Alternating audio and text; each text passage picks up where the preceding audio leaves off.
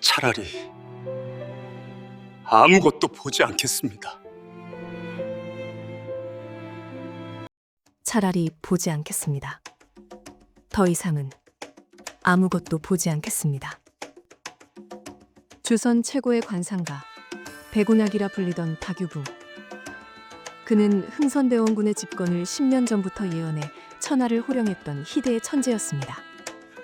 하지만 권력의 정점에서 그는 믿을 수 없는 선택을 합니다. 자신의 남은 한쪽 눈마저 스스로 지워버린 것입니다. 미래를 꿰뚫어 보던 그 눈이 본 것은 화려한 부귀영화였을까요? 아니면 피할 수 없는 파멸이었을까요?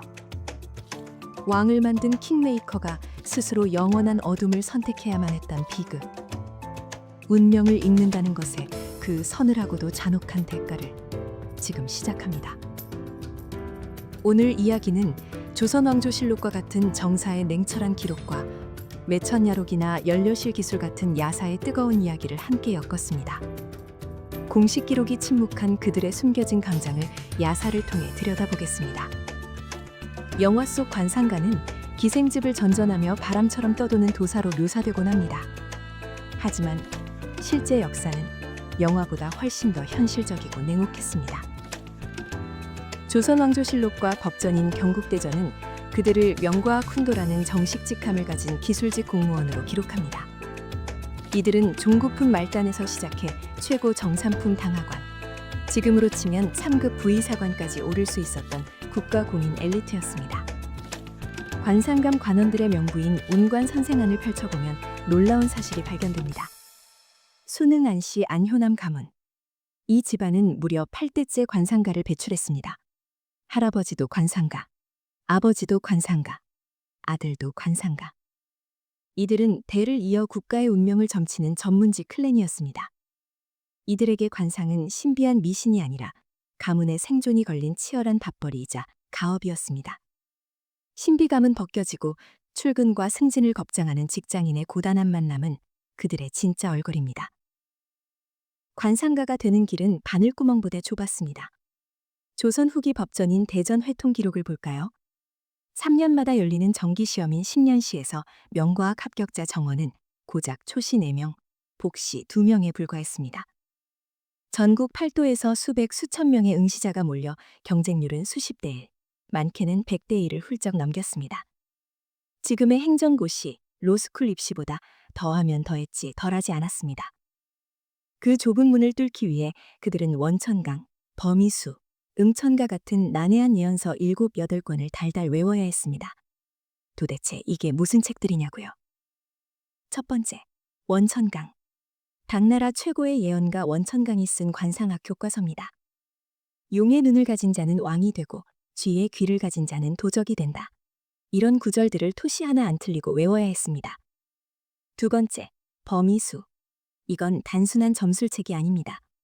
송나라 소강절이 만든 고도의 수학책입니다. 세상의 이치를 0과 1 같은 숫자로 계산해 미래를 점치는 명리학계의 양자역학 같은 과목이었습니다. 그런데 왜 유교 국가인 조선이 나서서 이런 미신 같은 책들을 국가고시 과목으로 지정했을까요? 여기엔 슬픈 역사가 숨어 있습니다. 임진왜란과 병자호란, 두 번의 지옥 같은 전쟁을 겪으며 조선 백성들은 깨달았습니다. 국가는 우리를 지켜주지 않는다. 조선은 내일 당장 나라가 망할지도 모른다는 극심한 집단 불안 증후군에 시달렸습니다. 백성들은 살 길을 찾아 정감록 같은 민간 예언서에 매달렸습니다.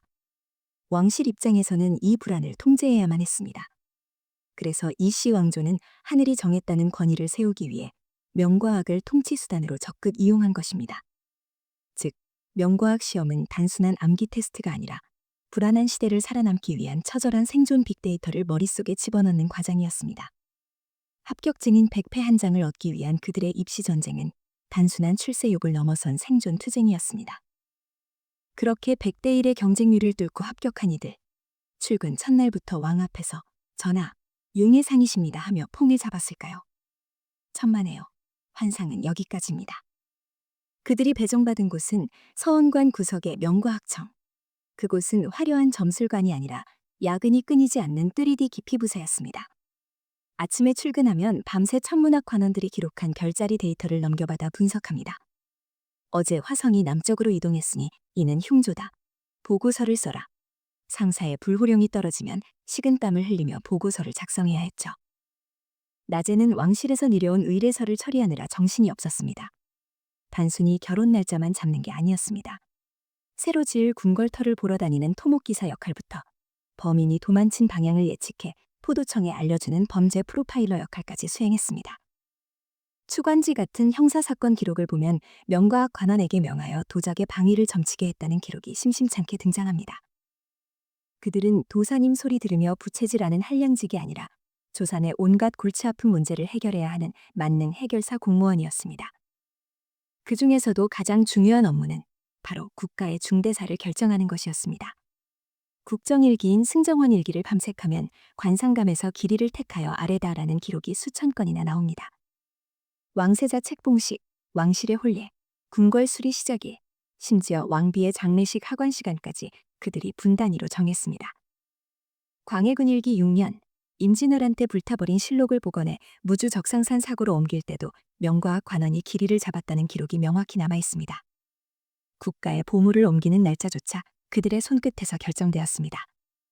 하지만 권력 뒤에는 서늘한 책임이 따랐습니다. 1422년 세종실록 4년 1월 1일의 기록입니다. 새해 첫날부터 일식이 예보되었습니다. 세종대왕은 소복을 입고 월대에 나와 해가 다시 빛나기를 비는 구식례를 준비했습니다. 수백 명의 신하가 숨죽여 하늘만 바라보고 있었습니다. 그런데 예보된 시각이 지났는데도 해는 멀쩡했습니다. 식은땀이 흐르는 1분 1초. 결국 일식은 예보보다 15분이나 늦게 시작되었습니다. 행사가 끝나자마자 세종대왕은 담당자인 서원관 이천봉을 불렀습니다. 그리고 즉시 곤장을 쳤습니다. 이유는 단 하나.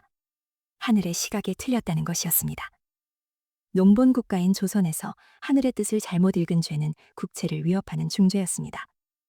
그들은 매일매일 목이 달아날지 모른다는 공포 속에서 하늘을 보고 점괘를 뽑아야 했습니다. 15분의 오차도 허용하지 않는 나라. 조선의 관상가들은 미신을 믿는 무당이 아니라 데이터와 싸우는 과학자들이었습니다. 여기 팩트보다 더 소름 돋는 야사 속 사건이 있습니다. 바로 목숨을 건 점괘 대결입니다. 세조 앞에 끌려온 맹인 점술가 홍계관. 실록에는 그가 점술로 사람들을 혹세무민하여 처벌받았다는 건조한 기록만 있지만 열렬실 기술과 같은 야사는 훨씬 극적인 이야기를 전합니다.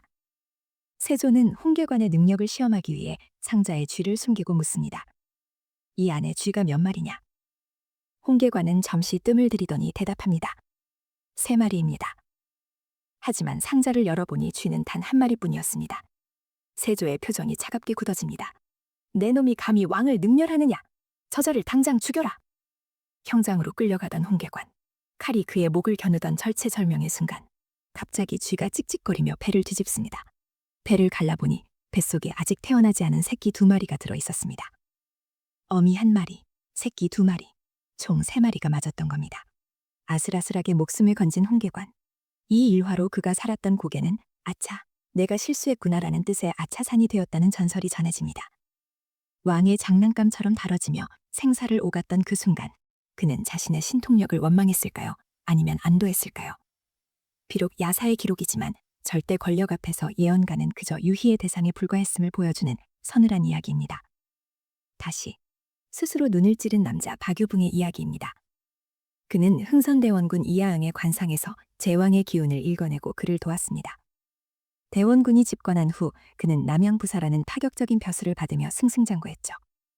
하지만 권력의 속성은 비정합니다. 고종의 왕비, 즉 명성황후의 책봉 문제에서 박유붕은 대원군의 뜻을 거스릅니다.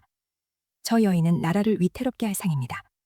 그의 예언은 훗날 적중했지만 당시엔 대원군의 분노를 샀을 뿐입니다. 매천야록은 그의 최후를 이렇게 전합니다. 권력 다툼의 환멸을 느낀 그는 대원군의 끊임없는 부름을 거절하기 위해 남은 눈을 찔러 장님이 되었습니다.